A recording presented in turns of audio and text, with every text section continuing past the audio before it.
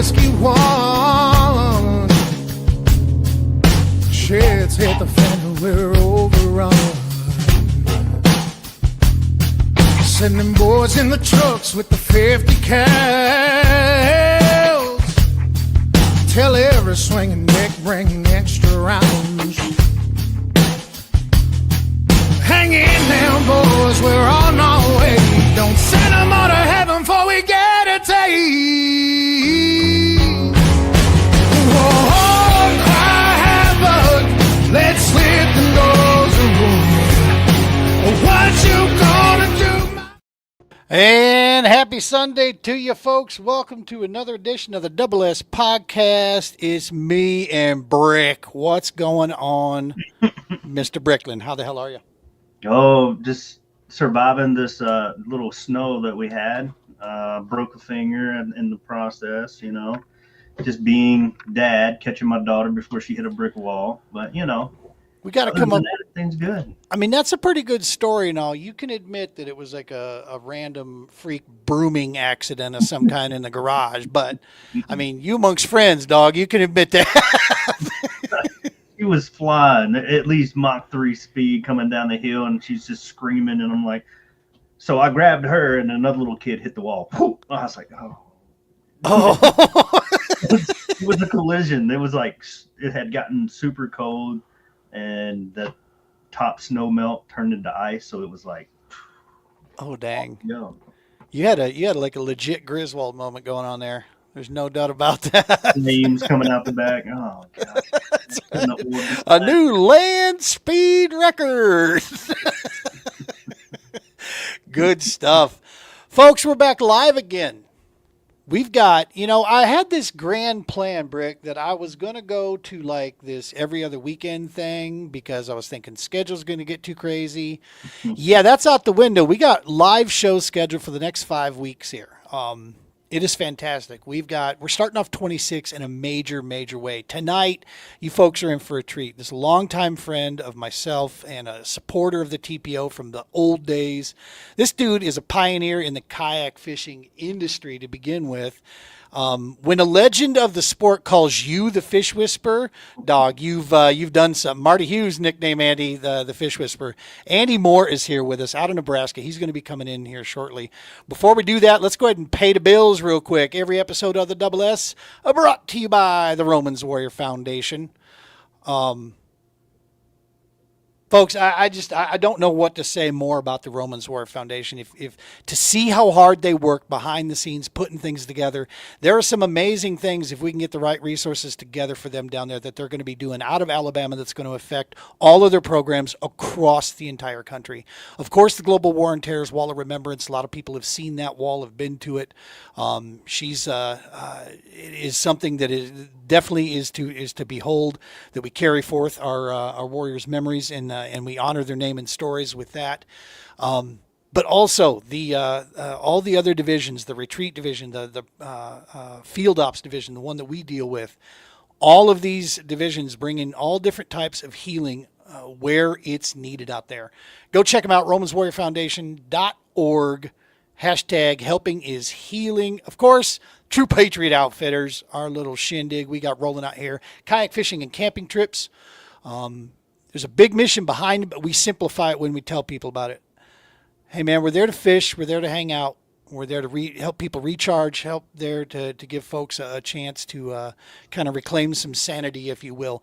3 different levels of programs we're launching. One of the big things we're launching this season, be sticking tuned to us here because we're going to be talking about this a ton, is the Patriot Borderlands Kayak Series. We call it a kayak series. Really what it is an extension of our programs. We're going to gather up.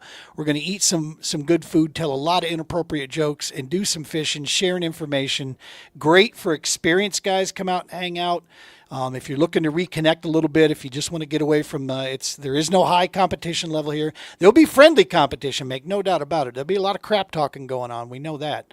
But yeah, as far as the stress, none of that going on here. A lot of cool rules and things. We'll be releasing some more information on that very, very soon. The Heroes Media Group, without them, we don't have a show.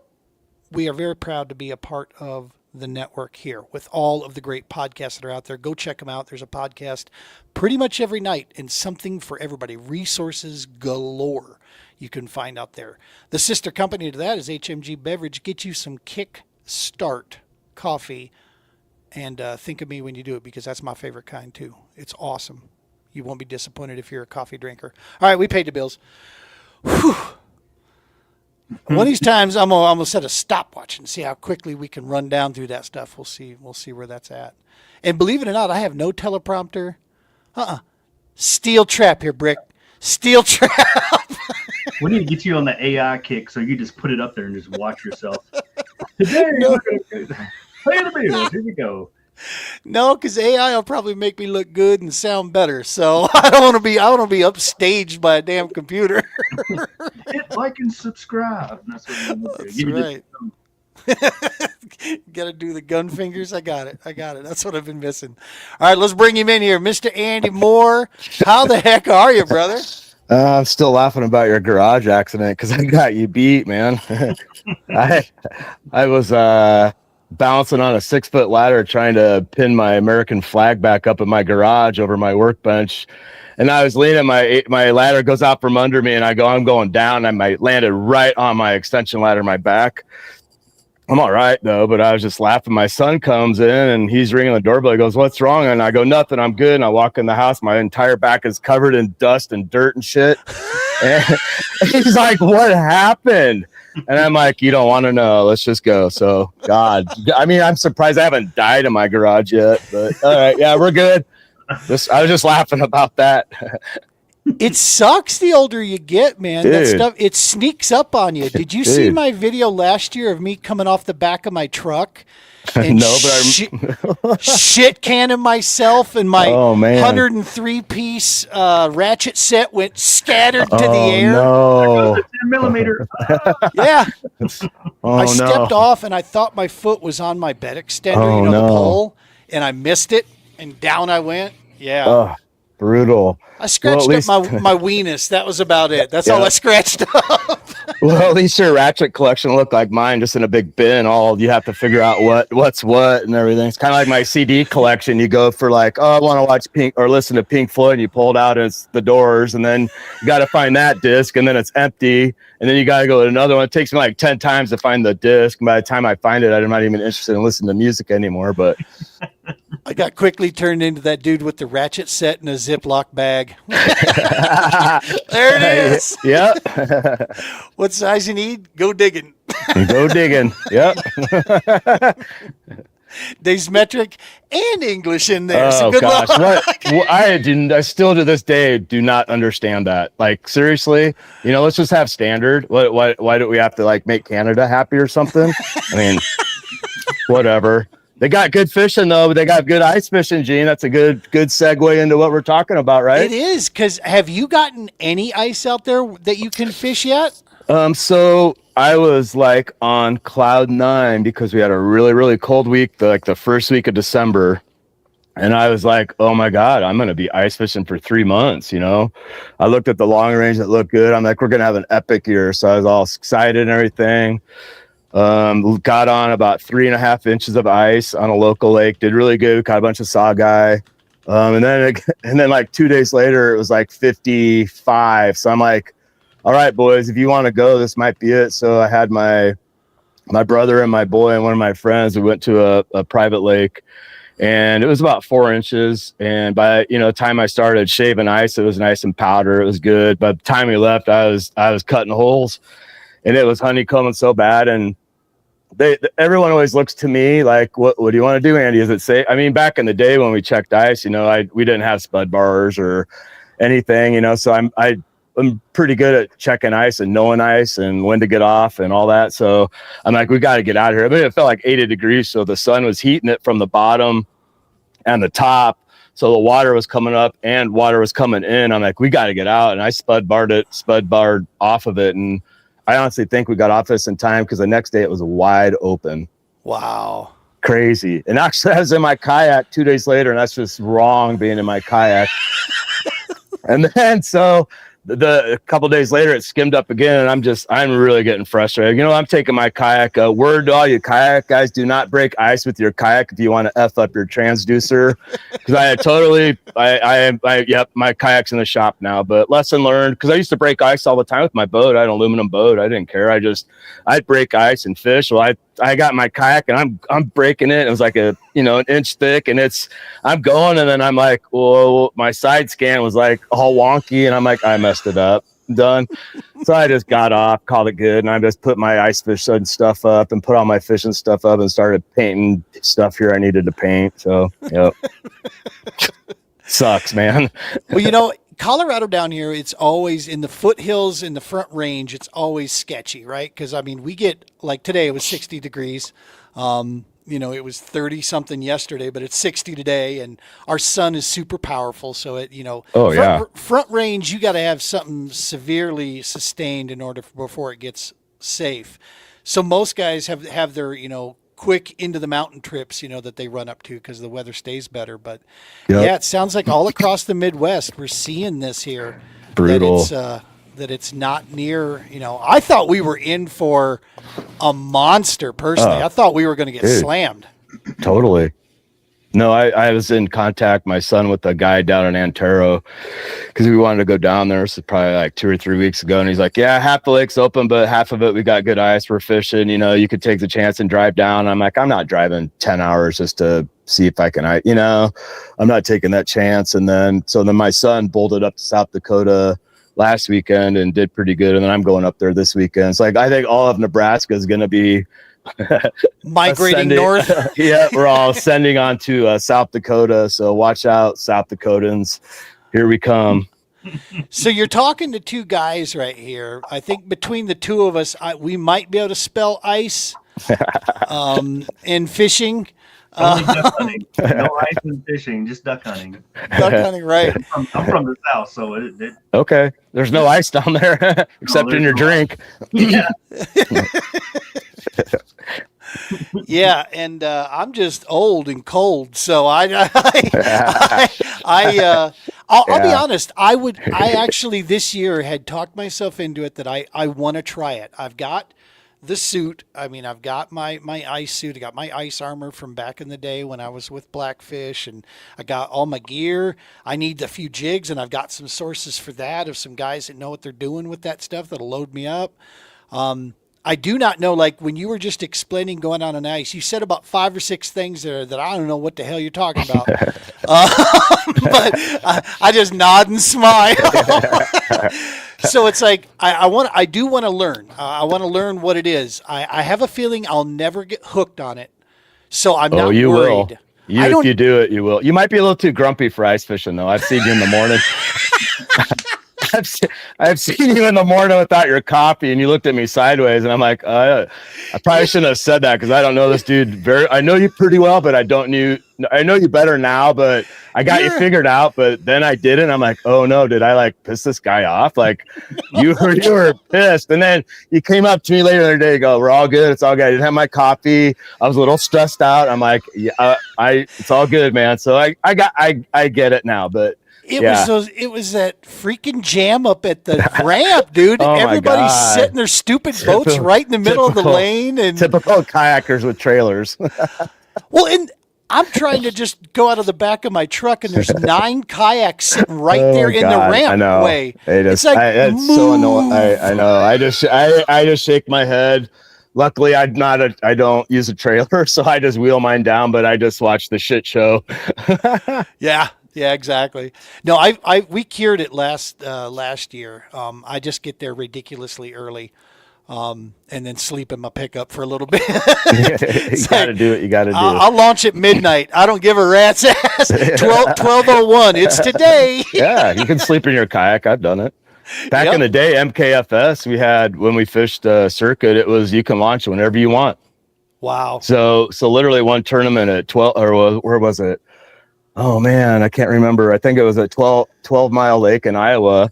Literally, my friend and I had a spot, and we knew these other guys were going to go to the spot. We literally left the hotel at 3 a.m. Launch was at like 6:30, or Lions Inn was 6:30 or 7. I can't remember. We literally left the hotel at 3, I shit you not. There were 2 guys already there on our spot.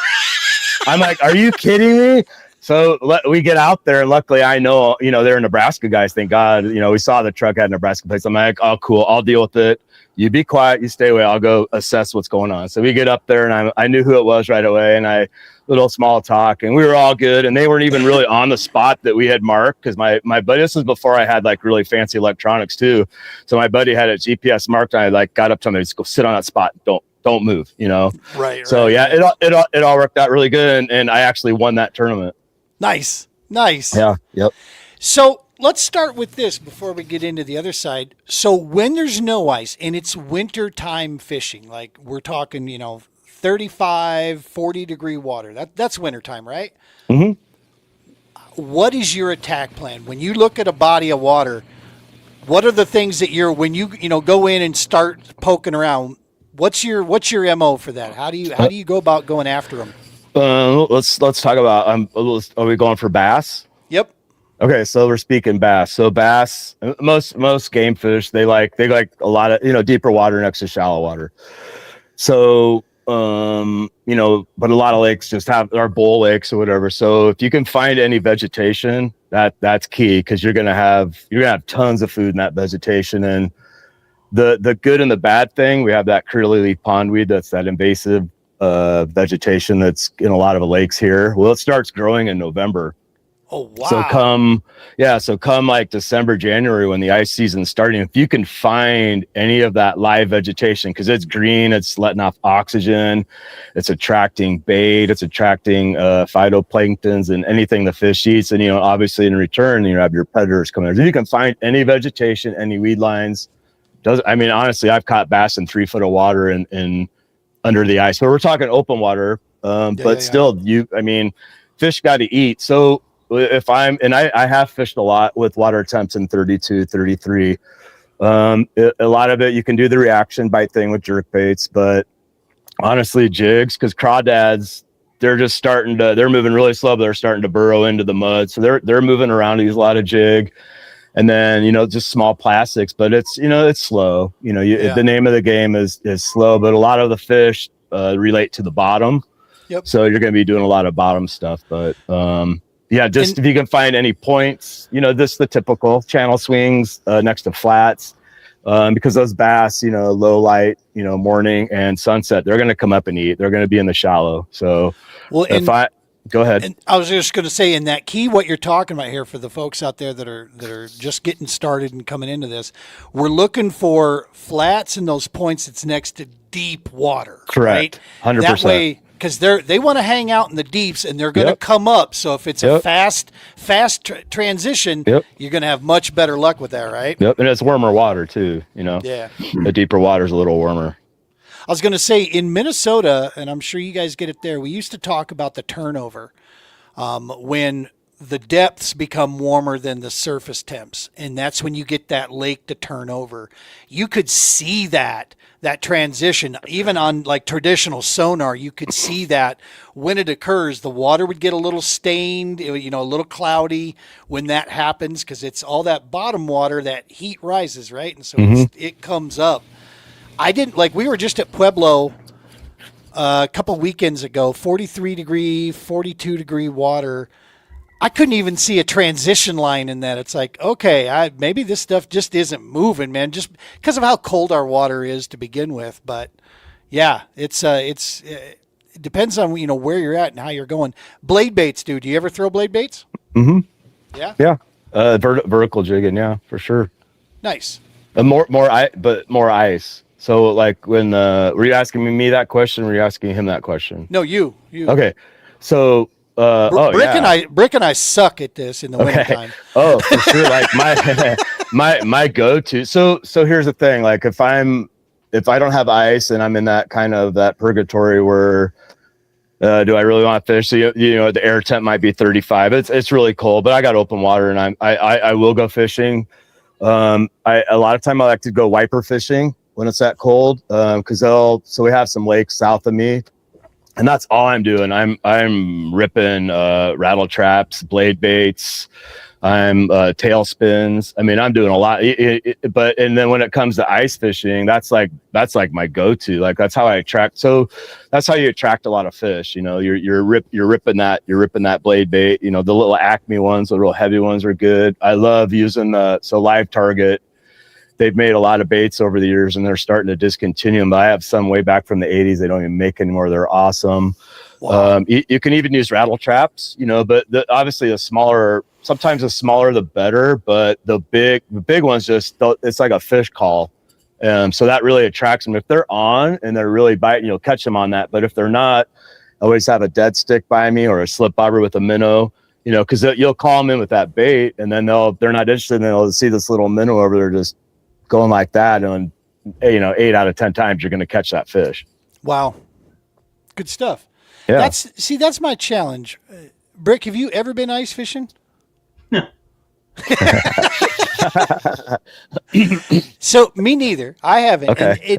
And from the outsider's view looking in, tell me if I'm wrong. It feels like passive fishing, but what you're talking about Not at all. is pretty active. Oh no, not at all. I mean, you can make it as passive as you want, but you can also make it as aggressive as you want. You can sit in your house and drink beer all day and watch movies, you know, or you can really bust your ass and drill holes all over the lake and fish your ass off and attack them and do really well. You know, that's the thing about ice fishing that people don't understand. It can be as simple as you want it to be.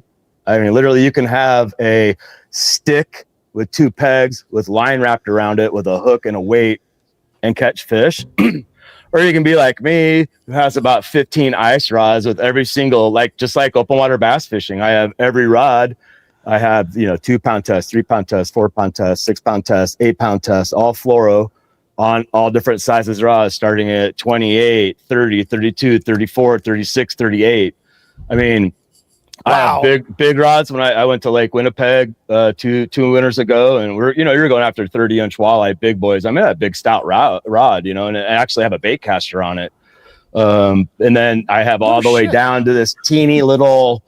I'm throwing like the smallest little thing on 2-pound test with the lightest rod for panfish, bluegill when they're really sensitive. So it's honestly, you can make ice fishing as complicated as you want, but you really don't have to. You seriously can just sit and drink beer with a tip up.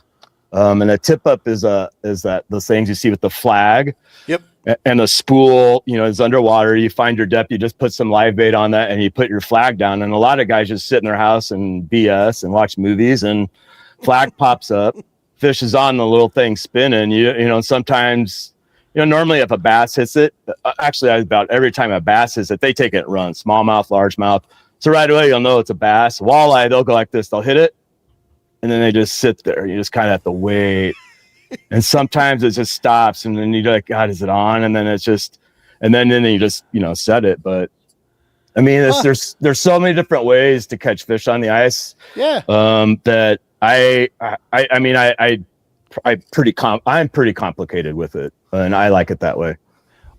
And that's the thing, though. That sounds like it's just like what we do, because you can keep it as Cinco as you want, yeah, or go real complicated with that, all 100%. the way through. Just like open water, Yeah, that's good stuff. Okay, so that now I'm even more excited. Where are you at over there in the Nebraska? Are you by Lincoln, Omaha? So I'm on the outskirts of Omaha, just kind of right by Gretna. So. Gotcha. Yeah, I'm as far away from Omaha as I need to be. Right. I wish I was further away, but I'm still, I'm kind of semi-retired, but I'm still working, so I'm close to work, because most of my clients and homes I work in are in, Omaha. So it's just a little easier. And when I'm totally done working, I'm out in the country away from everybody and everything. So, yep. So you got the Missouri River running right through there. Oh yeah, yep. That never locks up, right? Yankton does, or Lewis and Clark does, but Lewis the river and Clark does? No. You'll get slush ice. You'll get chunky slush ice, but right now it's wide open. Yeah. Yeah. But people ice fish Lewis and Clark Lake, but yeah. I love Lewis and Clark area up there, man. I can't wait for a chance to Oh, get dude. back up there. I like that. Did you know I won the state championship there this year? I saw that. was, Yep. dude. That was probably one of my. I've been fishing since I was 2 years old, and that was probably my top 5 day in my life. Like that was, I was on. It was just absolutely. I can't even. It gives me chills just thinking about the day I had. I literally on day 1. I mean, I had over 90 inches in like an hour and a half, 2 hours, and I literally sat there for 6 hours guarding my spot and not fishing to save it. You know how hard that was? That was brutal. That was the most, because they're busting, and I just wanted to catch. It was so hard for me, but I saved them, and I probably didn't really need to because they weren't there day 2, and I scrambled, but I did it. I had to work a lot harder on day 2 because you know me, there's a lot of dead water in there. Yeah. And if you find them, you find them. You don't. You just got to find them. The first day when I went up there for the All-American series, the first day they were not clumped up. It was a junk fishing day. You know, I pretty much had to junk fish my way to a third. I think I was sitting in third or fifth. God, you did good. Didn't you win it? Didn't you? No, I took third. Okay, yeah. Yeah, because the second day they started clumping up and it started fishing normal again. Right. But yeah, that place can It's change. Weird. It can change. Dude, by the hour. Yeah, no, Yep. it's weird. And I should have just beat up that spot. You know, obviously we always second guess ourselves when tournaments are done, what I would have done differently or how I would approach things differently. And I would have just beat that up because I probably would have got a couple more 19, 20 inchers out of there, you know, but oh well. I still won, thank God. That's right. That's right. Yep. Yeah, I like it up there, not just for I like the fact that you can go fish the big water if you want, or there is plenty of backwater you can get in. Yep. And that's for me. I immediately go to backwater. That's what attracts me personally. I love it. I used to be my Achilles heel, but been working really hard at it the past 4 years. I really wanted to win it on the river and fish the river because your default's always the lake. You know, you always find them there. But I really that river has kicked my butt so many times. I really, really have worked hard, and I really wanted to do well there, and I did. So. Britt, coming down from Arkansas and the areas that you lived in when you were deployed there, do you run into any big river systems that you got a chance to fish in? Arkansas River on the lower end toward Dumas, monsters. Nice. Monster fishing. Just kind of crazy. The Arkansas River, the Ouachita River. What else is up through there? I didn't go so far up north. I think maybe Columbia and Louisiana. I did Toledo Bend, Claiborne, Caddo, Haney, Darbone, a lot. But in Florida, it was different. It didn't matter. You could just put it on like the canals, the road, and catch a 22. Just stop the truck. Let's stop the truck. Throw this frog out across this channel, and just, whoa! And it's different life. It's different. I've noticed that every state fishes differently. Being in the military, so I fished in Virginia, fished on the Potomac. It fished different than Louisiana, and that's like tidal waters there, isn't it? At the is. Potomac, yeah. And you can get in trouble really quick in a bass going through there. So yeah. Yeah, Gene likes alligators, so he probably love fishing in Florida. Oh yeah. The gators aren't bad. They were docile. Most of them were docile, unless it's breeding season. Docile, my ass. It's breeding season, and yeah. Yeah, I don't keep up on the hanky panky schedule of gators. I don't have that on this. Let me see. Yeah. An example. So I was fishing. I can't remember. It was somewhere in the Panhandle, and I was fishing this. There was this big. I'm in the kayak, so the reeds are over my head around this channel swing, and I'm in there and I'm catching fish, right? And then I could just hear the gator in the back of the reeds in front of me just growling. Creepy. Hell no. No. I'm out there. Hell no. Yeah.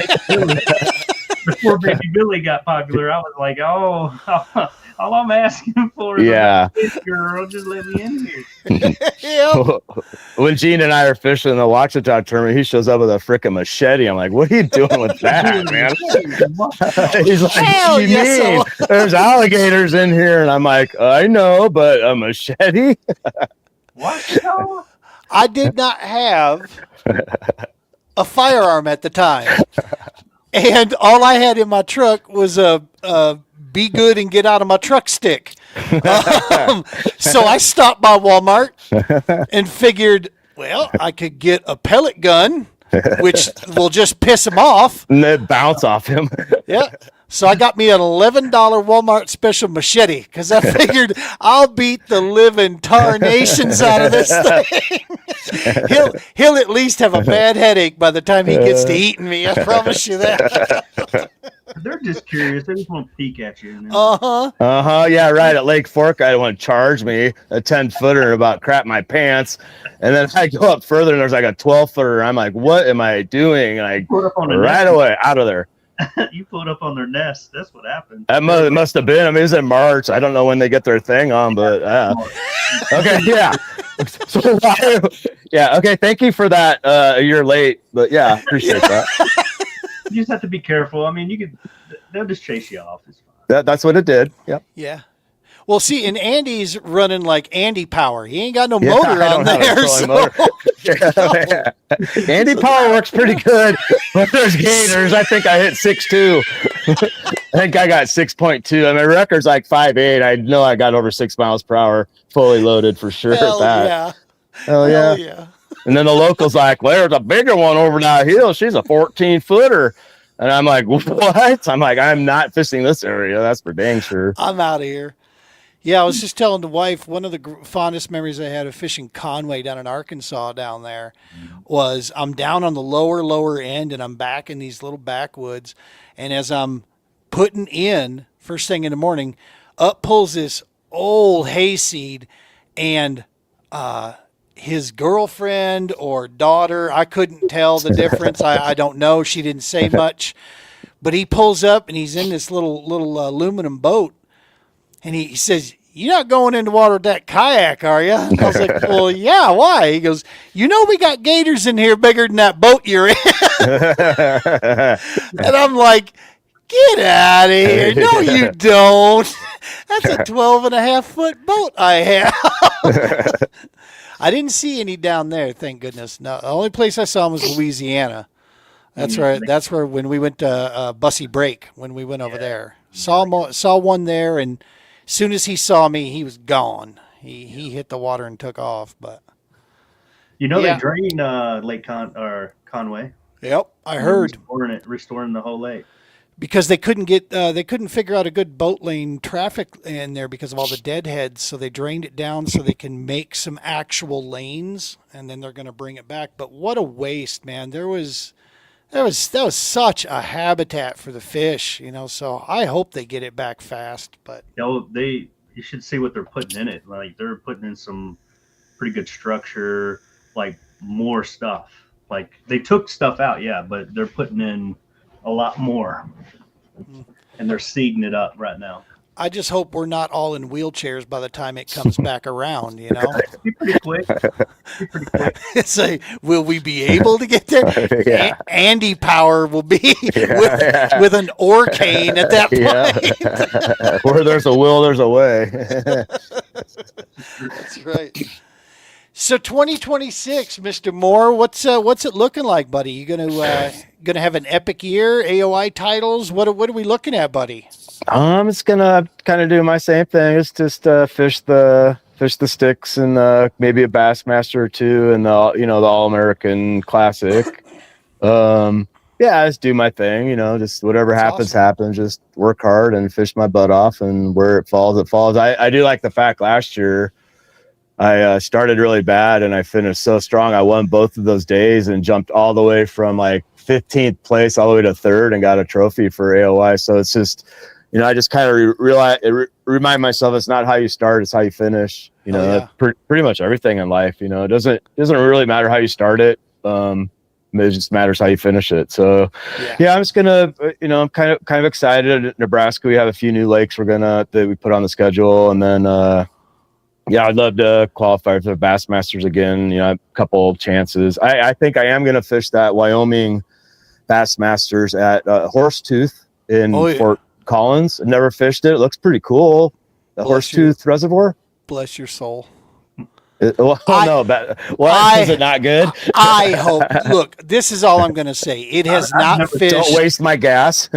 It has not fished well in several years. Okay. But prior to that, it has fished well. It's been able to support, a lot from all sides. But not for nothing. The facts are the facts. Last time that our clubs went there, like our state championship, CKB had one there. 30 some odd anglers showed up, and like 2-3 guys caught limits. It was, and it's tough. What people have been finding there is just really small, highly pressured fish. Yeah. But it hasn't really gotten hit in the last, probably, definitely last season. It did not get beat up. And, maybe a year and a half worth of resting has, helped it to some degree. The bass boat groups still go there. They still go up there and they fish it. And so, yeah, it's been tough for sure. But yeah, it seems like to me on any given situation, anybody could. It'll be a great group of people going up there. That much is certain. And it is a beautiful place to go fish. Anymore. Yeah. That's what, and I'll bring my fairy wand with me and I'll hit some mountains and some streams and go for some trout too. I love doing that. I went to Jackson Hole twice this year. Oh, and nice. Man, that is God's country up there. Heaven. I love that up there. I had no idea the diversity and the geology there. Yes. Seriously, it's like, I was just blown away. And I was fly fishing on, right below Jackson Lake. I'm looking at the Grand Tetons and I'm just like, this is insane, and then I'm having no problem. So like the thing about Colorado, like the trout there for some reason, obviously if you're fishing the Snake, or the what's the one that comes out of Dillon, Blue or Yampa or Yuma? No, what's the river that comes out of Dillon Reservoir? Blue. Does it connect to the Blue Reservoir? What? I don't know. Anyways, they're just so educated there. It's like the trout in Jackson Hole, they're just not as educated for some reason. It's you can catch them pretty easily, and I had a blast, man. But yeah, so when I go to do the Horsetooth, I'll like you said, it's just I love going to the mountains. Is it the Snake River? Snake. Yes. Yep. So and I fished those a lot too back in the day, and it's a lot tougher. The fly fishing is a lot tougher there. I don't know what it is, if they're just more pressured or just more educated, or they're just, I don't know. But we're kind of the fly, mecca of the states, right? I mean, there's so much gold water here that we get people coming from everywhere to fish these just waters. Pressured. They see it. They see a lot of stuff probably. Yeah. Yep. Well, that's awesome, dude. When I'll have to keep that in mind when you're here, man. I'll have to come up and hang. I don't know what my schedule looks like to be able, and I'll just be straightforward and honest. Horsetooth doesn't tickle my pickle, so I don't know if I'll be coming up there to jump in that. But I would definitely come up there to grab a beer with you and man, go grab something to eat for sure. For sure. If it works on the schedule, who knows? It's a really long lake, I'll tell you that. It's 6.5 miles. You can launch up north. Well, and then you can launch down in the inlet bay or down south. If you want to do get in line, there'll be a line of kayaks probably, and you can everybody just kind of does a train, and you just kind of. So you're telling me go north? Okay, I'll really write that down. You shouldn't ask me. I have no results. Light in a train. No, I'm sure there'll be plenty of people in this state that'll tell you I don't have any results for me to be talking anything about. So what does grumpy old Gene know? I don't know. Continuing the joke. I just hear all of the information like yeah, man, all you gotta do is just get in line. Everybody's really happy. You just the luck of the catch when you go by this one point. I don't know. I've never fished it, but that's what I've been told. North and Point. Okay, I got it. You'll see about 30 360 lights. I'll find it. Now, if you come out of there with 5 fish for 32 inches, you can't blame us. So go south and fish flats. Okay, got it. Thank you. Make sure you have a live scope. Okay, I don't. So Right. so I guess I'm not going to Horsetooth, Gene. You So- don't get the name Fish Whisperer having a live scope. I'll tell you No, that. that's God. I mean, that's like I honestly can't even. I don't even understand how that thing operates in open water. Ice fishing, my son has one, and I can understand it and see the fish. But open water is like, come on, Dad, look it. You gotta look. I'm like, all I see is a bunch of grain, like when your TV turned off at midnight in the '80s, and there's nothing on TV, and I can't. It's just like it's like, dude, really, I don't even like. Why you're wasting my time? I don't care. I don't see a fish. I don't see your lure. All I see is a bunch of fuzz. So it's like just have your fun with your toy, and I'm gonna have fun back here, fan casting and hoping for the best. Andy's back there, dipping his finger in the water. Yep. yeah, pretty much, man. And still taking our damn No. money is what it is. It's the visualizations. Like you see, that's the thing. Like the life scope. Like I'm seriously in my mind. I'm looking and I'm seeing the underwater in my mind, and then I'm like, okay, I think there's a fish there, and then. Oh, I got a fish. Wow. I just don't know how it's just weird how it works. It's just You're manifesting hook sets, man. That's what instinct. it is. Yeah, right. See, Justin has a hard time with that, considering how he slacklines the hell out of these things. These fish end up with TBIs by the time Bricklin is done with them. Oh no. I broke a hook off of one. You're a lip ripper. And then some. And then some. It broke the hook off of it. He had some good fishing line. Oh, dude. I have a friend that's a frog fisherman that's that same way, man. You have to have eye protection if you're fishing with him. Watch out, because stuff's flying when he misses, and it's scary. I've been hit, and it is not fun because he sets into that like no tomorrow, man. We were at Norton last year before, something like that, a couple of years ago. We're at Norton, and there's 4 of us that are fishing. Brick and I have taken out a couple guys for the TPO. We're down there at the lower end of the lake, and we go into this little channel here, and we're fishing along the banks. Well, Brick's behind me, and I'm over here fishing. All of a sudden, I just hear this sound like freaking Indiana Jones is behind me, just whip, bam! And I turn around and look, and he's like, "Oh, got another one." I'm just like, dog. Gerald Swindle will be proud of this slack lining that you got going on here. Damn. You could hear him. Yeah. How many shoulder surgeries have you had? Oh, I'm disabled. Okay. Oh, Yeah, you can hear him across the water on the hook set. It just whip, bam. sometimes if you do it right, they don't fight. You just reel them in. It's called concussion, mother. So you stun them. Stun them. Yeah. Just like if you shock them, Yeah. That's then they come back to life when they're on the board. Oh, So I'm going to protect the angler's name because he's a professional, and I'm sure that Greenpeace would not like this if they ever heard this. But I'm marshaling in an event at Lake or La Crosse back in the days when it used to be the FLW. I had a chance to be, I was a marshal for 3 straight days. So I got 3 awesome pros. Well, one of these was one of the young guns that's out there in Bassmaster right now. At the time he was a young gun. Now he's like a middle-aged guy with some kids and such. But he's a river extraordinaire fisherman, right, from down south. And we're on pool 10, 9 or 10, something like that. And he's fishing these jetties, that are coming out. He's dragging a little jig through the rocks. And he is a slack lining like a son of a, and he smacks this fish, whack, pulls back on it, reels, and all of a sudden the rod lets loose. He's like, oh man, he reels up and he sits there. He's like, oh dude, I feel bad. And he turns around to show me he had the fish's entire mouth. Oh no. He ripped it. This fish is running around with no freaking lips anymore. Oh no. Yeah.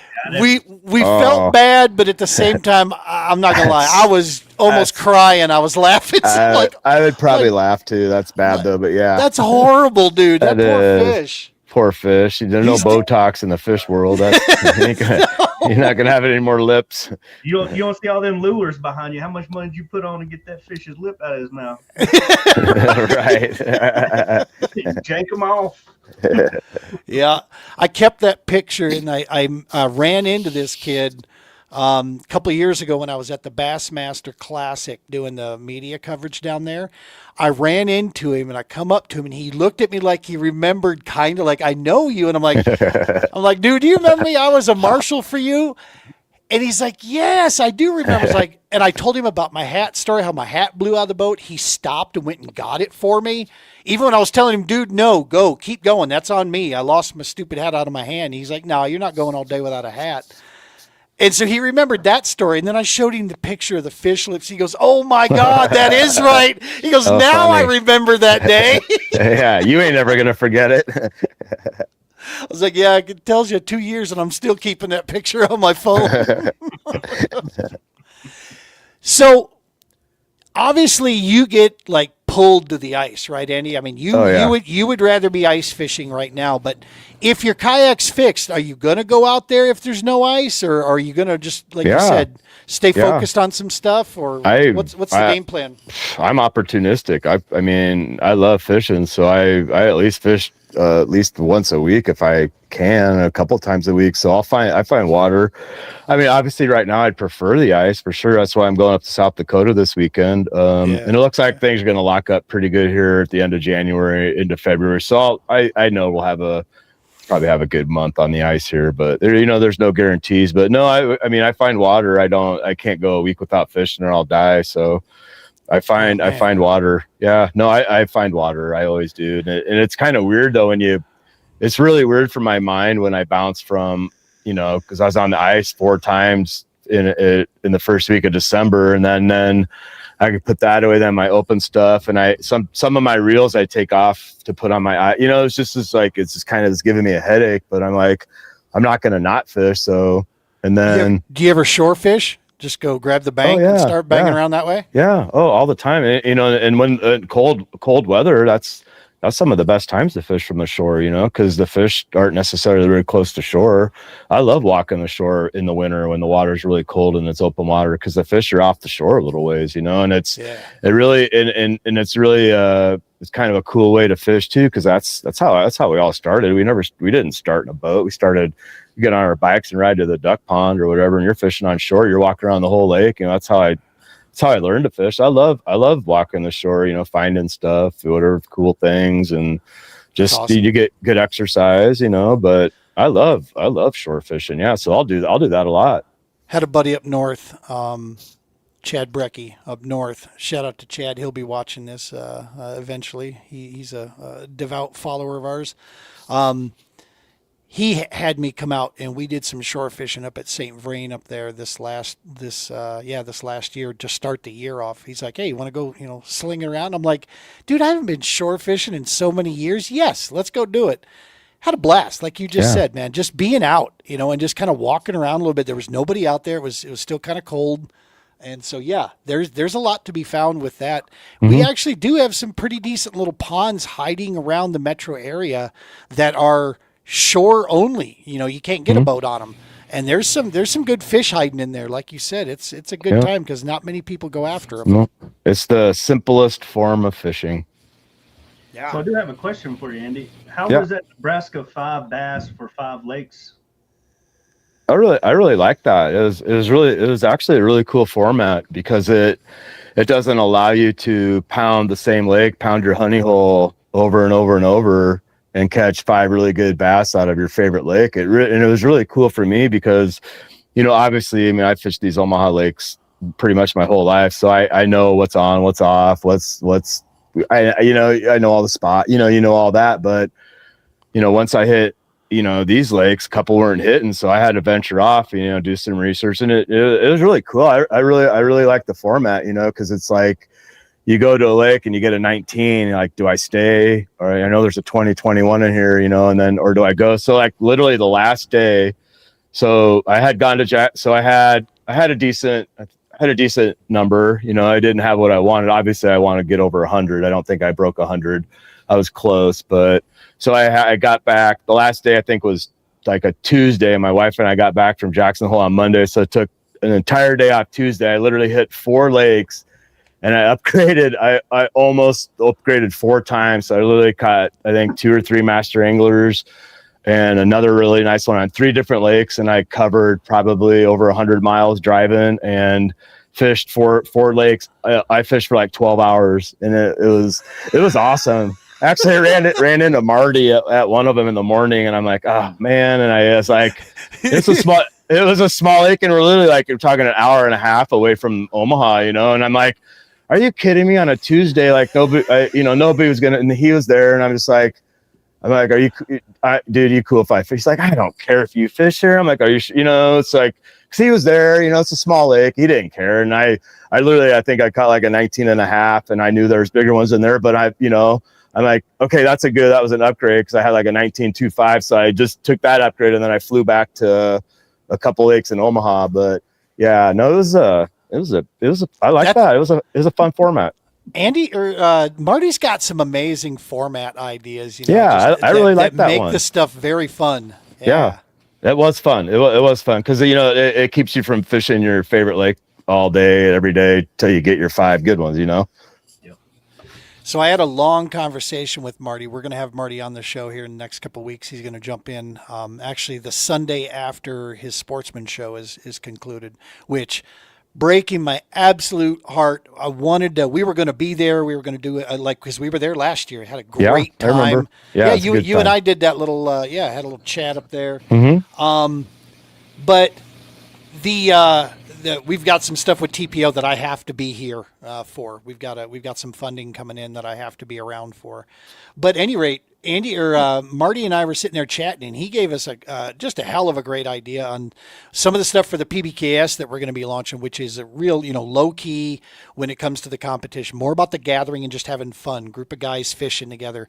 Well, we're going to be doing some bass poker is what we're going to lay out here. I saw that. Yeah. And it is a really cool format that's coming down the pipe. And we've got the ironed out how it's going to work with the rules and everything. We got all that figured out.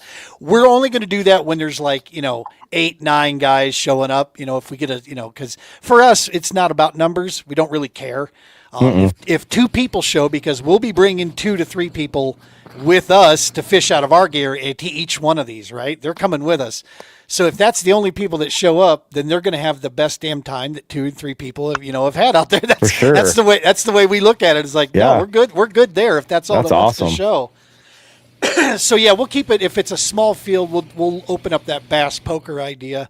And I think especially the guys that are used to Tourney X, because the name of the game is going to be catch all the fish you want to catch and just stuff them in your live well.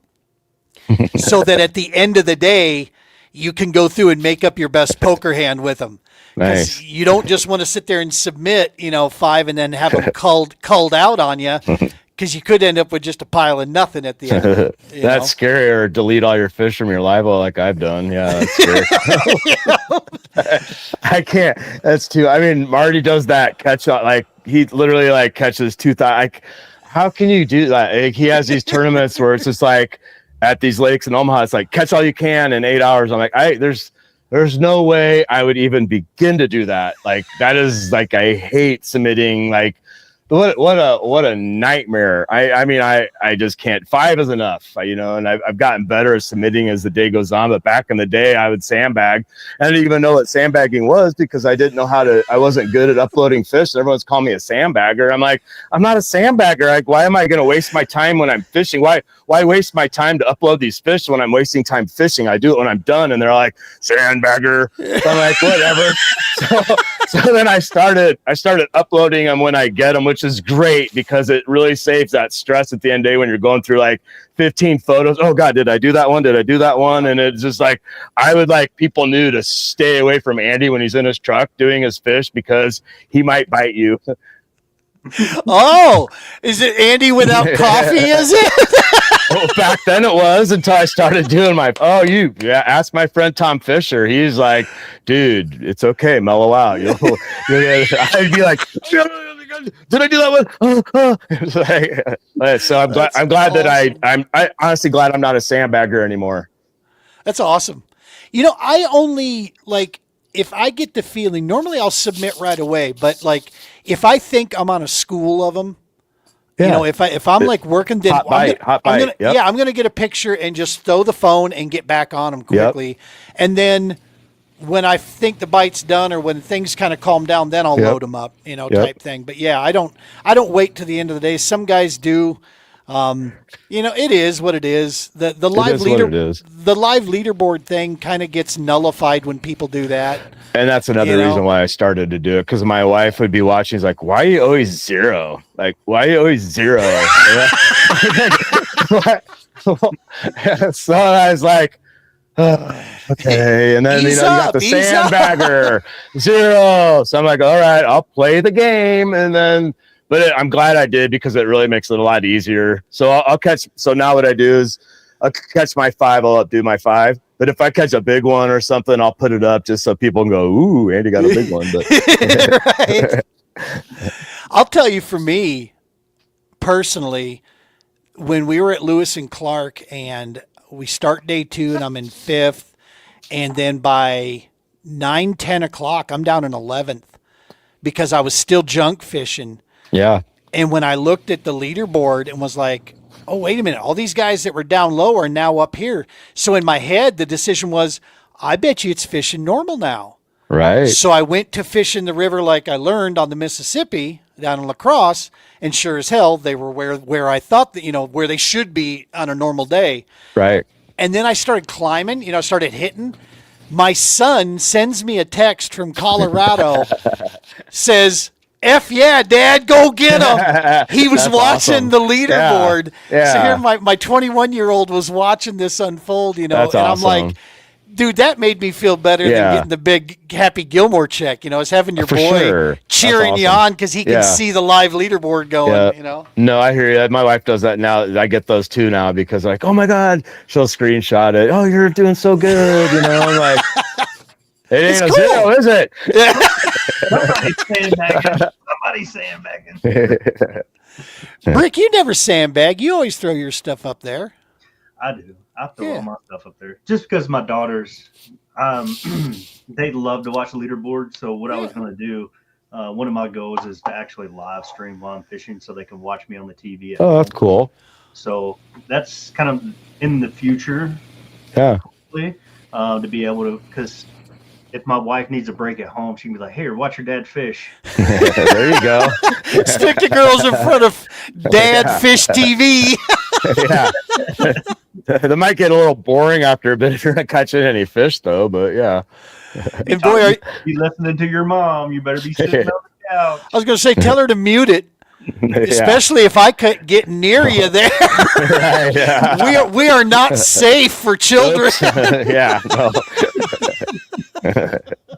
You don't play well with others, do you, Gene? We do. It's just not good for kids to listen.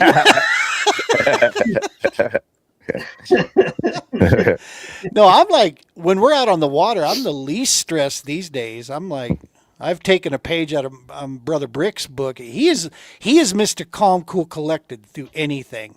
Like if you want a dude, like if the shit hits the fan, that's the dude you want sitting beside you because he'll be level-headed through it. He'll probably crack a baby Billy joke of some kind, you know, through the whole thing. I would.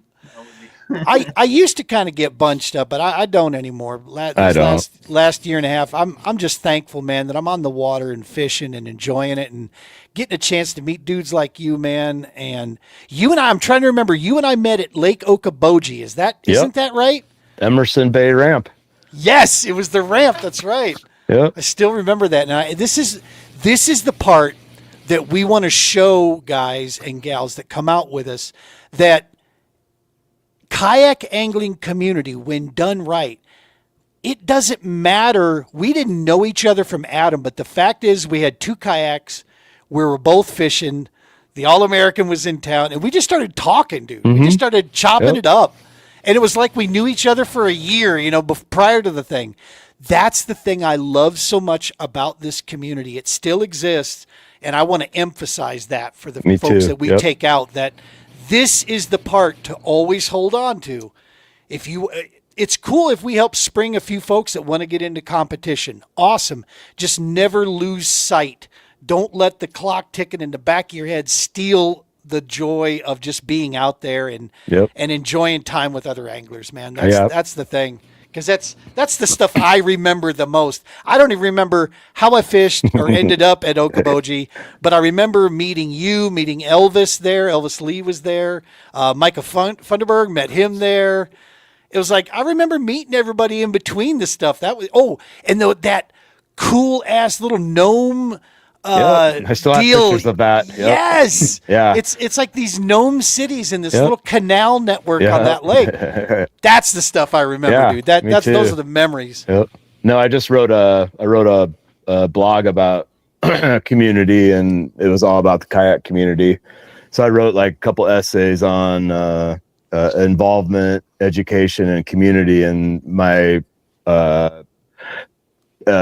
portion of about community was all about the kayak community and what it's done for me and what it's done for people, what it's done for vets, what like what you're doing, and just helping. Like, honestly, kayaking saves so many lives. Like people don't realize that. Even fishing, but it's just something about kayaking in the community so different than the boat world and the boat community. I mean, there's egos everywhere, but it seems like the kayakers have a lot less, and they're just a lot more open about sharing, and just they're just, I don't know, it's just weird. Like, we gravitate towards these kayaks, and it seems like most people are cool. I really haven't met a dick, really. I mean, there's a couple, but just I don't know. It's just the kayak community is really cool, and it's a special thing. So I'm blessed that I kind of landed in it. I never saw myself being a kayak angler. I fished in a boat my whole life, and then it just happened. It was a natural progression for me, for sure. But no, you nailed it, man. It's such a tight, welcoming, and it's a great community. And I agree with you, man. The people at their core is a bunch of great people. The one thing that I have been seeing lately, and I hope it changes course, is the commercialization of our sport. Yeah. That's it'll always be there, though. I mean, right. Yeah. And unfortunately, I think what some people take it as is, this from content creation to, fishing spot, this and this. They get real cliquey. Right. Yeah. It's like, you gotta be these guys to be in this little, group chat or whatever. And they push it. It's like, come on, dude, that to me reminds me of the boat world. That 100%. reminds me of when I was in bass clubs in a bass boat. And it's why I went and fished the FLW. Cause I'm like, this is just not where I want to be. These guys are not open and trying to hang out with them. Unless I bring beer, they're not interested in hanging out. It's like, nah. No, and there's no reason to be. It's like, if you fish as long as we have, it's like everyone fishes different. Everyone uses different things. Even if I don't know, there's no reason to be secretive. There's no reason not to help. Because fishing is such a powerful thing for me, and I want others to experience it, and you're not going to experience it if you're not helped along the way. You're not guided, you're not given tips, you're not given advice. Even people my age or older that are struggling, I'm like, honestly, at the river tournament, one of my friends was struggling, man. He skunked. I'm like, dude, here's what I'm doing, here's how I'm doing it, here's a lure.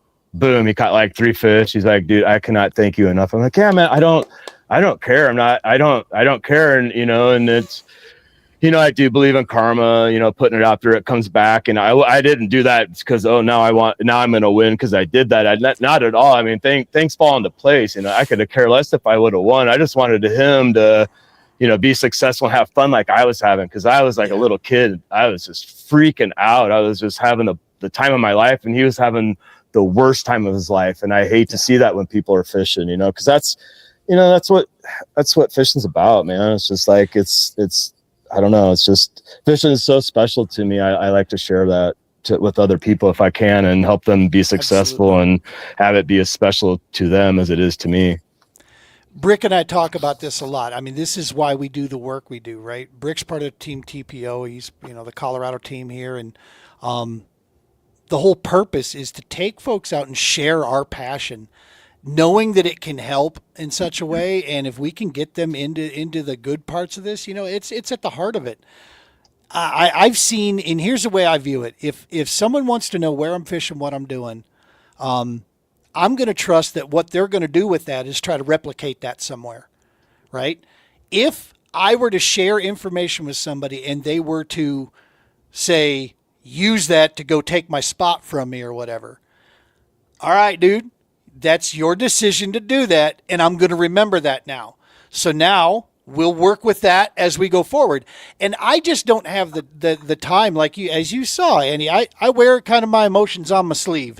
Yeah, I don't have the time that's for fine. silly shit, right? It's like if somebody were to do that, which I think I've only had it done to me once, and I know they didn't mean it the way it came across, and so I know their heart a little better than that, and so I was like, whatever, dude. If it happens again, I'll say, hey, brother, come on now. I told you this so that you could go get your own. Right. I'm supposed to be. And if we can't communicate like that honestly with each other, well, then maybe we don't have the friendship we thought. Right. I trust, the majority of the folks out there. It is tough in Colorado. I will say that our water is small. It's limited. There's not a lot of great fish. And when people find out about where there's fish, they beat the hell out of it. Yeah. So there are a lot of guys in this state that really hold their fishing spots and their stuff, close to hand. Cool. And that's okay. Cool. Yeah. That's okay. It's because of where we're at in today's society. It's this younger generation. I'm dealing with it right now with ice fishing. You have all on the internet. Is there ice on here? Is there ice on there? Is it okay to fish? I didn't have that when I grew up. I had to go out and get wet. Gotta go look. I had to go fall through the ice and you know what? I'm serious. I've gone through the ice 3 times in my life. Once when I didn't know better, once when I knew better, and once was just a total fluke. And you're never gonna figure things out unless you do it and figure it out for yourself. And it's just like these kids, they just drive me nuts. I'm just like, you expect me to go check all these lakes for you, and you're just sitting at home waiting for someone to go, there's safe ice. Go.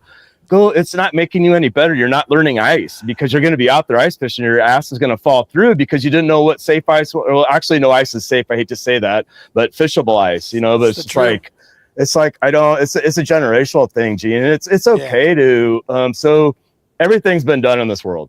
I'm an artist.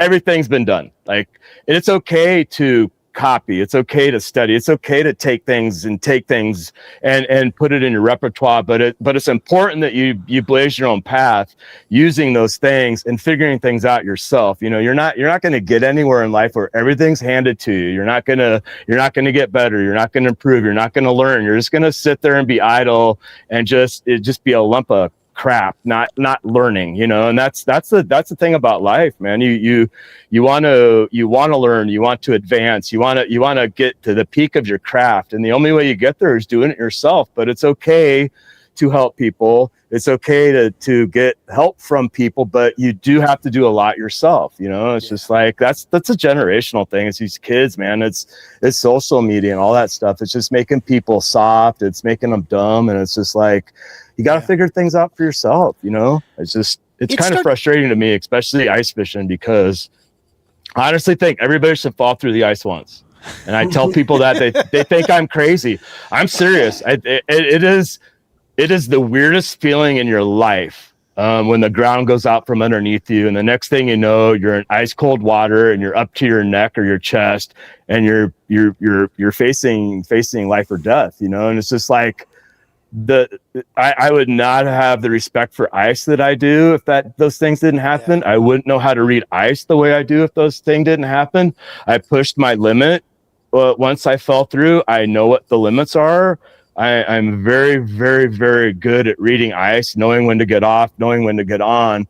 It's because I learned the hard way. I learned myself. I didn't sit on my ass in my room on my keyboard asking everybody, is the ice safe? Is the ice safe? Is the ice safe? Go figure it out yourself, You know, I did ice rescue work with Laramie County Dive Rescue Team, and that is absolutely the truth, man. No ice is safe, especially on the front range. Absolutely not. It's not. I fell through 12 inches of ice once. It was a stress fracture. It was a kind of a ridge, and you're not thinking of falling through, and cars are driving on ice. And sure enough, I go through, and it's like, what the hell? I went right up to my right up to my crotch, and I'm like, the time I went all the way under when I was 6 years old, and I literally, and it was before I knew what death was, you know, and I'll never forget, you know, because I was definitely cursed as a kid. My mom, I had this little aquarium in my crib, and it was like the Fisher-Price aquarium. So I'm a baby looking at this aquarium with real fish in it. Like, and so from that point on, I was a freak about fish. I wanted to know every puddle, is there fish in there? Fish in there. So what's the coolest thing for a kid? Being able to walk on the water and look down in the ice and see fish and see weeds. So that's all I did as a kid. And my mom didn't watch. They didn't watch us. I was the youngest of three. Like, you went out in the woods that played. So thank God my brother was with me. I was walking on this pond, and I go through, and I'll never forget. I'm falling back. I'm underwater. I don't know what death is. I have no idea what dying's about. I don't even, you know, I had no idea. And I'm falling back. I'm just seeing it getting darker, and it's green. It's like probably one of my earliest memories, you know. And then the next thing I know, my brother pulls me out by the hood of my coat. He's like, "What the? Dad's gonna kill. Dad's gonna kill me." Because he was supposed to be watching me, and you know, you didn't mess with my dad. Like he had a belt and he used it. Yep. So, but it was definitely a lesson learned for my brother and myself. You know, my dad didn't get the belt because I think my dad was happy I was alive. You know, and he did. Yeah. And my brother felt horrible. You know, and the next time I fell through, stupid. Like, I was in college and we're just stupid. We're on like 2 inches of crap ice, but we're busting fish, and it was late ice. And that's the scariest ice is, you know, early ice. You really don't have to worry about a whole lot. It's the late season ice. The sun angle's higher. You know, it's heating it. You got wind, you know, spring's coming, wind. It's just a lot of things that can kill ice really fast. You really have to be on it if you're fishing late ice. Yeah. And we're out there, you know, and we're jumping up on the ice, is bouncing, we're laughing. That's so cool, man. This, you know, and the next thing I know, I'm down for the count. And I'm literally have the ice, and this is before you have safety. I didn't have the picks. We didn't have any of that stuff. No, we didn't have any of that stuff. No, I didn't have a float. So, you know, luckily it was like spring, so I was just in like light coat and some pants, you know, and I'm literally, my elbows are on the edge of the ice, and I'm doing this. It keeps breaking, you know. All my stuff's gone. My friend's out deeper watching me. He's probably crapping his pants, you know, and it's like spray, and I finally like kick up, I get and I roll, and I'm just like, oh my God, I can't believe that, you know, that just happened. And then he made it all the way back, luckily. But dang, yeah, man, it's but back to what I said, I think everybody who ice fishes needs to go through, just so you know what it feels like, just so you have that, and just a little bit of that in the back of your head, that feeling when it hits your balls is not, you have about 3 seconds. No, seriously, you go in and you seriously have 1,000, 2 1,000. You can feel it seeping, and then when it seeps there, it's like it's no tomorrow, you know. I don't know how these guys do these ice baths. Yeah, no, total shock. But, and that's the thing, like, you don't want to, like, that's the number one rule, like, for anybody listening that ice fishes, don't panic. Don't freak out. You have time. Yep. You do have plenty of time, and that's where you get into trouble. You start panicking, you start hyperventilating, then your muscles tighten up, and then you are screwed. Like, don't relax. Just take it in first, take a deep breath, take it in. Oh, okay, I fell through. Okay, cool. You know, it's time to get out. You know, just just don't panic. And that's the best advice I can give to somebody if they fall through, you know. Part of our safety briefing, we always teach that as well, is that even in the middle of summer, if you come out of your kayak and you go in the water, the first thing I want you to do is think, relax. Yep. Get your head above water. Your PFD will take care of that. And just relax, dude. We're going to get you out of here. There's nothing in the water that can bite you. So we're in good shape. Don't worry about it. We don't have, not up here. Yeah. Bricks from, yeah, you can get Ed up down there. No, No, I took a dive out of my kayak for the first time in my. So I've been kayaking since 12, 13, 14 years. So I finally went in for the first time this year, and it is the funniest story if you want me to tell you. yeah, because now we're Yeah. now we're brothers. That's right. So back to the 5 bass challenge thing. So I was going to a local lake here as Weir Span. It was on a Wednesday. It was in September. Kind of cold out. Water was cold. So I literally I go to this. I put my kayak in. I go right to my spot. Second cast, hook into it. It's big, and I'm like about 15 foot of water.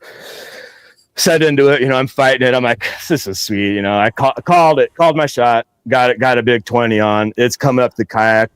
I see it. I'm like, oh my God, it's big. It's a huge bass. I'm like, kick ass. I grab my net and I go and net it. Well, my net, the lure got stuck on the edge of my net and the netting, and the bass is just sitting there. I'm like, oh shit. So I leaned a little too far. My kayak it was so fast, it dumped me, right?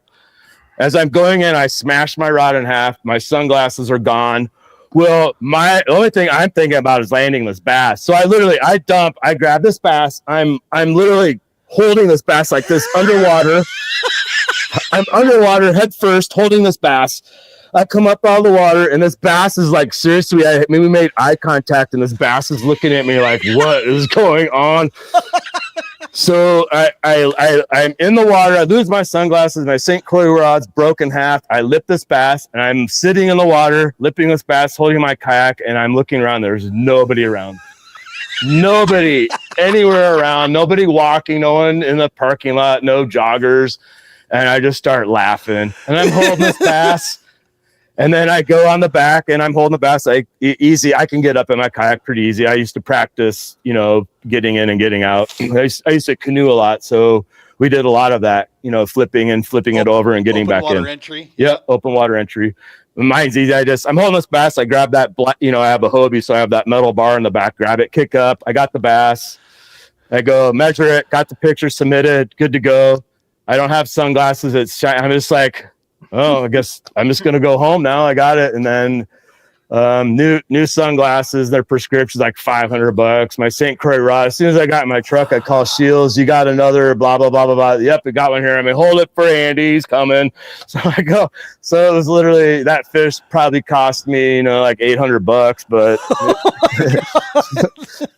it was worth it. I got it, and I got it on the board. It was worth it. Yeah, 100% worth it. And what the funny thing is, Gene, I totally forgot to deploy my PFD. Oh, that's right. You have, because I had the pull cord, but I didn't even think about it. And honestly, I didn't even really need it. I mean, I was good. I was only worried about that fish, but it was a very, very good lesson learned for me, because I could have easily hit a stump. Yep. I could have easily hit a rock. I could have knocked myself out. So I have now gotten the PFD that blows up when it hits water, because I was telling my wife, I think the spirits were teaching me a lesson there. Like, get yourself a better life jacket, dumbass, because if your head, because I went ahead, my kayak dumped me. I like dove. Like, I seriously went head first down, probably like 2 or 3 feet underwater. Yep.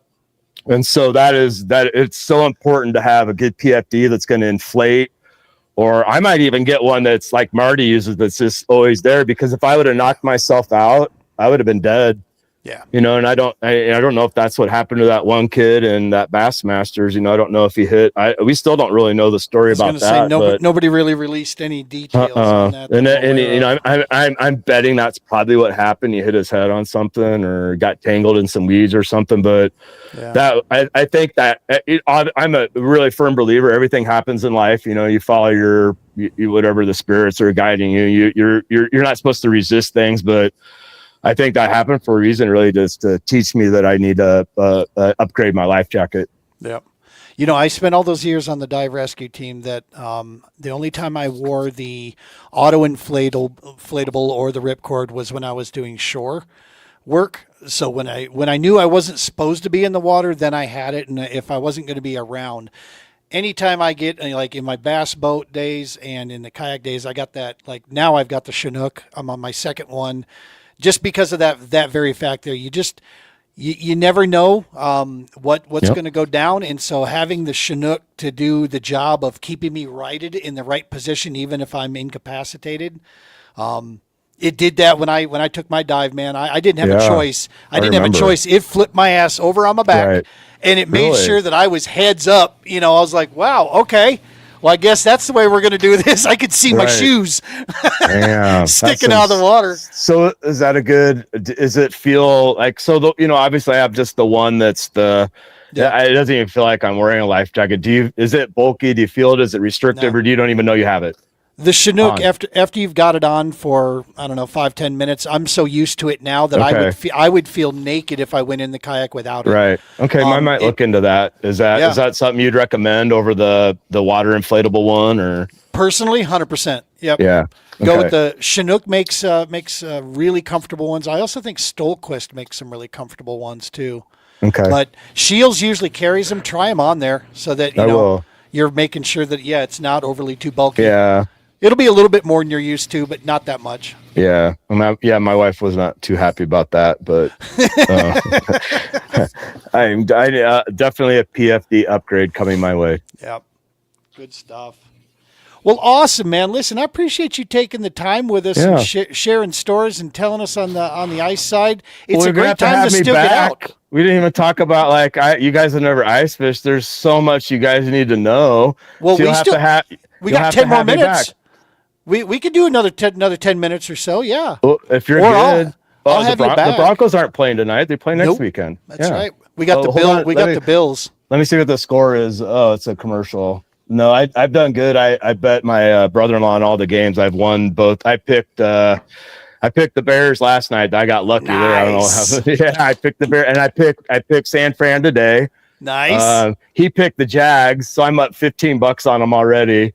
And then he picked Patriots. So I think, I don't know, it must be halftime or something. I'll look at that. But I'm a huge Bronco fan, Gene. So excellent.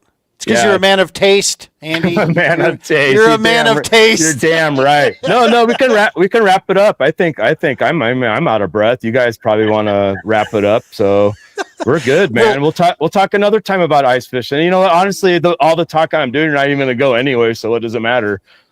I don't really think there's not enough people around here that like me enough to take me. So probably when I come down to Antero, I'll pick your ass up and we'll go ice fishing. And then I'll teach you everything. Yes. Okay, there we go. I got friends long distances away, baby. Yeah, you do. The friends I do have, they don't ice fish. So birds of a friends. I fell to the ice and duck hunting. Does that count? Yeah, for sure. Yeah. I mean, kind of. I mean, I duck hunted my whole. I stopped hunting a long time ago when my dad died, but my son hunts all the time. He's breaking ice. Yeah, I mean, you're around ice. I'll give you like 50%. You get 50 points on that one. You get 50 points on that. Nice. Well, I'm before you go though, how stoked are you for a lot of the stuff that Marty's brewing up, man? I'm going to put you on the spot here. I'm going to ask you about something. Okay. Because I'll set the stage and I'll throw my stuff out there on this. I am so freaking excited to see the work that Marty is doing with the KBF personally. Yeah. And I'll tell you this right now, you can mark my words on this, where we've already seen the impact of having Marty get behind this, and you are going to see more and more people learn from a very wise man in Mr. Marty Hughes that, you know what, folks, the past doesn't define us. Our actions today and the future is what defines us. 100%. If Marty is going to trust and get behind something, I'll tell you what, man, that's a pretty damn good endorsement right there. Yeah. I don't care who you are. No. I am super excited to see it, just because it's going to be something that because of the work that we do, our schedule gets pretty limited on what we can fish, where we can fish, because we're usually taking folks fishing. So this is going to be kind of exciting to see. And I'm looking at the Rocky Mountain region. A guy in Idaho won our region last year. I don't think we can compete with Idaho, but who knows? You never Yeah. know. I fish knows? I fish on a lake that's got some pretty good sized smallies in it, and I fish Yeah. there a lot at Stanley. So we'll see. We'll see It's what gonna happens. be hard. I mean, Idaho's got some epic They do. smallmouth waters. I They do. mean, that's on my bucket list for sure. But no, I mean, Marty, when I first started kayak fishing, that's all that was around was KBF. You know, you had to be the really cool guy to have that little orange sticker, and they didn't give those out very freely, you know. And I don't know how I got my hands on one, but that was one of the first stickers I had was the KBF, and that's kind of where it all started, you know. And then whatever happened, and then I never really fished it because you just had so much to fish. Now, Marty has definitely breathed life into that, and Marty. Oh, I agree with you. I think it's going to be, and Marty's all in. No, Marty's he's doing a lot, and I appreciate Marty so much. He's done so much for this sport, and I mean, he got me into kayak fishing. I mean, the first time I saw him in a kayak, I thought he was crazy. I was in a boat. I'm like, I'm not getting one of those stupid little plastic things, you know. And he's like, I was a canoe guy. I was a canoe purist. You know, it's just not. And then, you know, it happened, you know. But Marty's probably one of the best persons for the sport, you know. It's just when he gets involved with something, he's all in it. It's not a half-ass, you know. He's all in. So I think he's going to breathe some really good life into KBF, and it'd be cool to see where that goes. You know, I'm just going to kind of just watch it on the sidelines for a little bit because I'm not too familiar with it. I'm going to watch it and kind of study it a little bit, but you know, I'm kind of set in what I'm doing this year, but that doesn't mean that I can not do something like that or look into it, but I'm just going to let it evolve probably a little bit more and see where it goes. But yeah, they're definitely in good hands with Marty on board.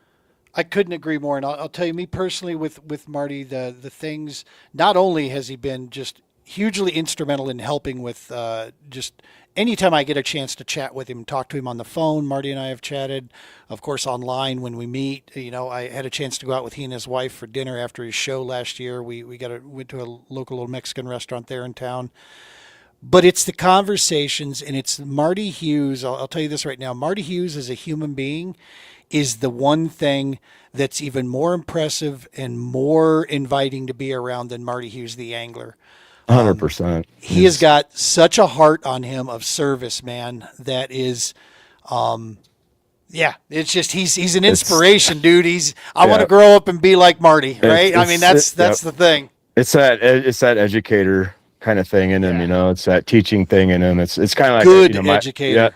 Yeah, very good. You know, my wife is a nurse, so she has that service into her, that taking care of everybody in her. And it was her craft, you know, that's what she was that was her God-given craft. And I think Marty's God-given craft is definitely communication and educating and teaching and helping, you know. And no, he's there's not one bad bone on that guy's body. That's for sure. I'm in for that fishing for 2026, and I'm going to be lucky if I hit 26. Dude, it's too much for me. It is too much for me. That's just like I'll probably catch a couple thousand fish a year or whatever, but there's no way I would ever begin to submit over 2,000 fish. No way. It's not. Too much connection with the machines. Too much connection with the machine, man. I'm trying to do less connection with that machine. I mean, I'm trying to go back. Yeah, no, you know me. I'm part of the resistance. I'm pen and paper guy all the way. Yep. Pen and paper guy all the way. But I mean, you got to have it in today's world, obviously. But I use it. I use it in moderation. I love it, dude. You like Marty are one of those reminders that hone your craft, work hard, stay connected to what is true in your heart. And that's the shit that matters. All the fancy whiz bang stuff. Cool, man. No. If you want to do it, do it. Do it. But that's not going to replace what you have. No. And that's the part that it's like, it settles me down and brings me back to earth. I'm like, no. Yep. Look at this. Like Drew Gregory is another great example. The dude is as basic and simple as it gets, you know, when it comes to competition with his kayaks. Yeah. And I love that. It just reminds us that the best tool, you know, fishing, the best tool ever is your brain. Love it. I mean, that puts me behind the 8 ball already. But... Brick, are you still with us? Are you sleeping over there? Somebody say brain, what? Yeah. Hello. My ears are ringing. Can you play the piano? Okay. Is that what's back there? Yeah, It's my fake. piano, and then That's a nice. Is that a Steinway?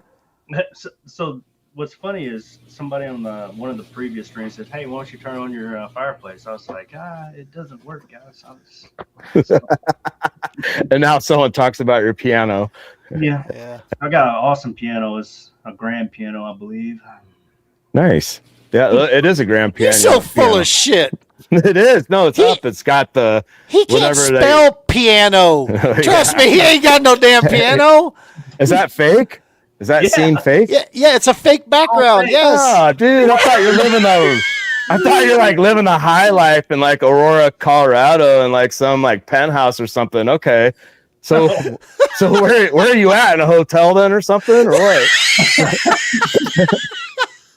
Yeah, there's like a truck stop sign where that piano sits. That is something I could not do. I could never figure out how to put like some kind of background behind me. I just have to like sit down here in front of all my cool stuff because that's the coolest background I could possibly have. But Well, not for nothing, Andy. The rest of us don't have 9,000 trophies that we can decorate.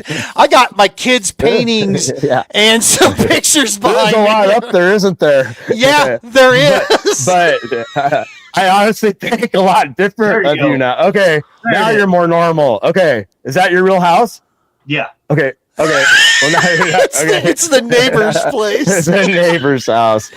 Okay, so here I'm thinking, first of all, thank you for your service. You said you served.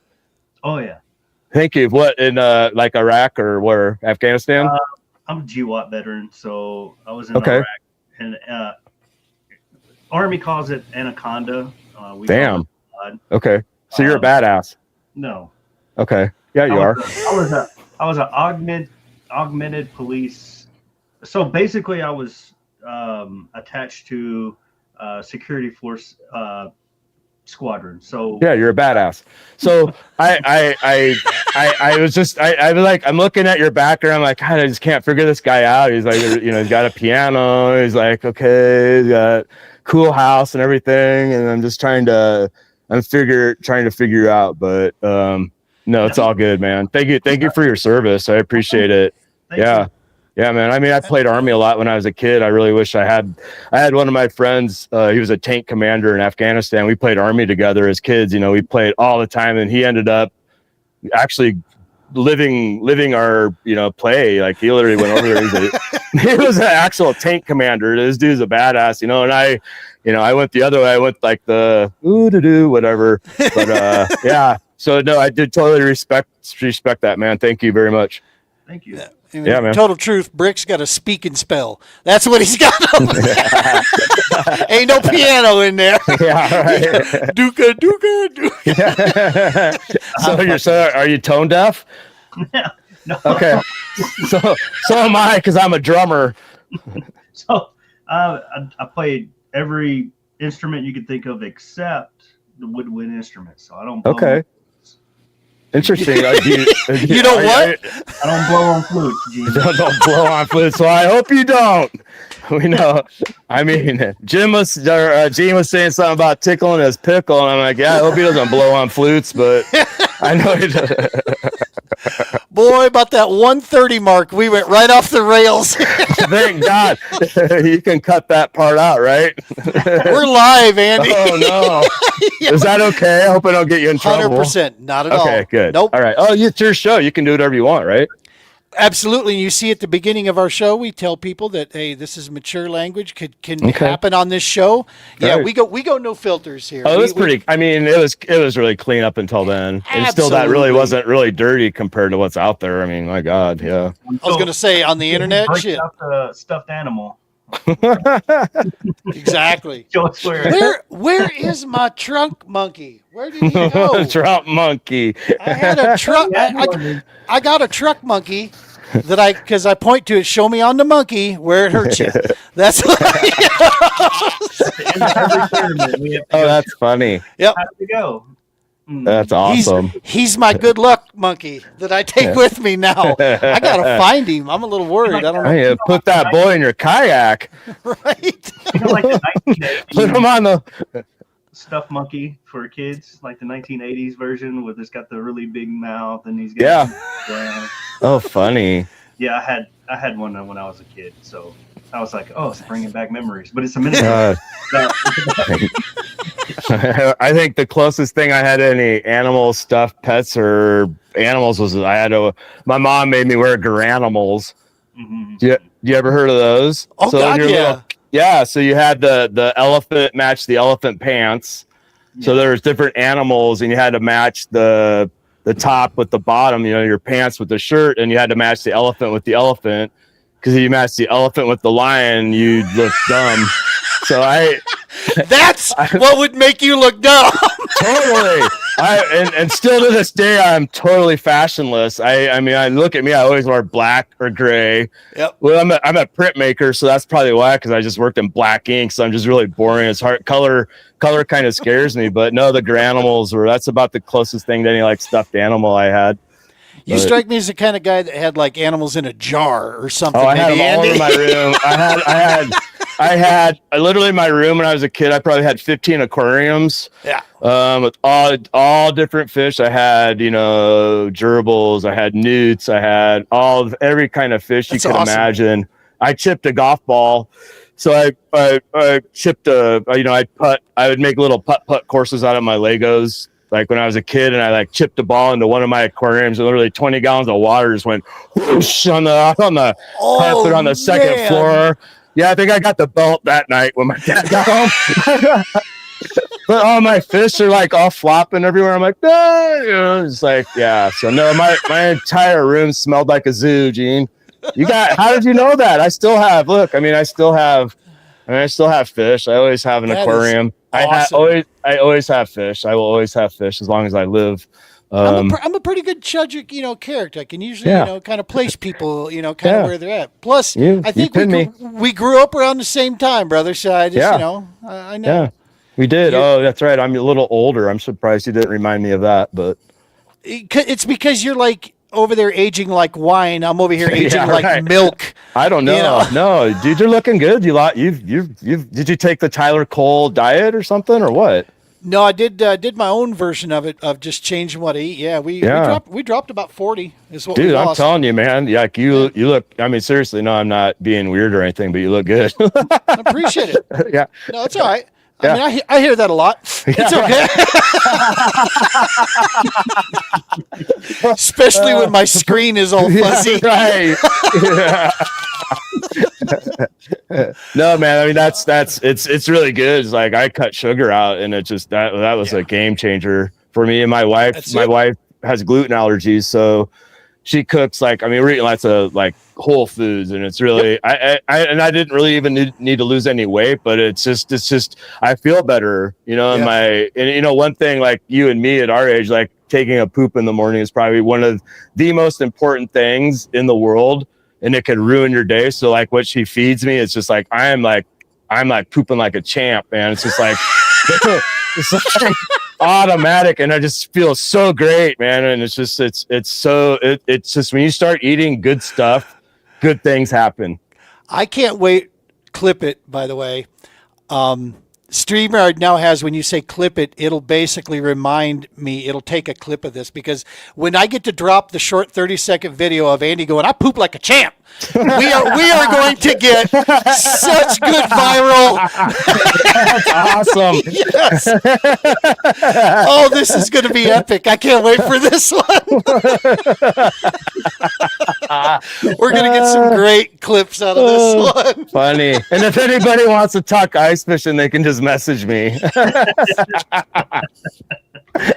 Well, it's important that you get regular before you go ice fishing, man. Oh, 100%. I have a friend that likes pooping outside, and he's just weird. A really quick story. We're up in Winnipeg, and it's literally like 15 below out, and this dude does not use he poops outside. He's like he has an art, like he's a buffalo. So like I'm sitting there fishing, and he goes outside. Next thing he comes in, his glasses are all foggy, he's breathing heavy. I'm like, what are you doing? He's like, I just took the best poop of my life. I'm like, what are you doing? Like, what? There's a bathroom in this ice house. He's like, yeah. I'm just like, you went out and pooped. It was like 15 below zero. He goes, oh, it was the best poop of my life. I'm like, you are weird, man. Yeah. Blew This the is a weird. We all got those one friends, right? He is one of them for sure, man. Right. I don't know where he came from. I mean, to end on a great note, I have no problem telling you, before a tournament, leading up to a tournament, I purposely try to throw myself off my normal 12-hour cycle so that I'm pooping at night. Dude, nightmare.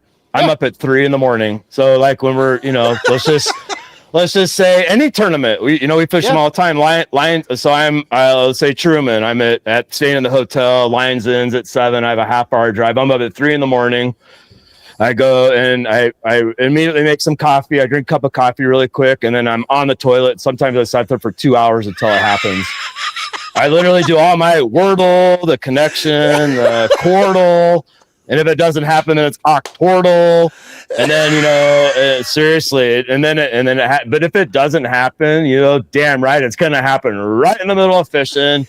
And yep, that my sock story, right? Like if Andy comes back with one. If Andy comes back with one sock on, what happened. So yeah, I got socks. I have socks strewn about the United States in little weird places.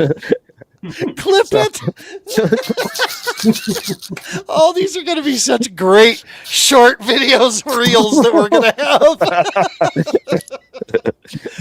All right, brother, I'm going to let you go now because I don't know if we can handle much more of these. Yeah. But yes, we will have you come back here. Let's look at February. Let's get you back, and we'll maybe we can get like a round table together. We'll get Marty in here, get you in here, and we'll talk a little bit, chop it up, and Andy, dude, anytime.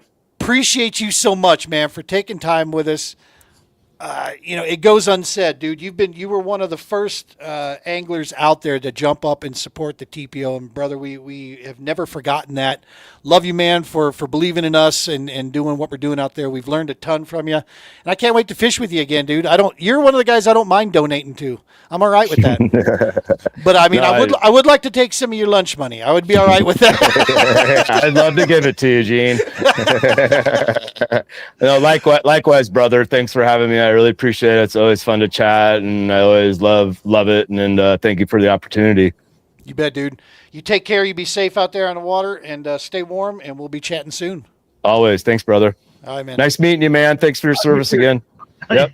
Thanks for teaching me how to poop in the woods. There you go, man. It is an art.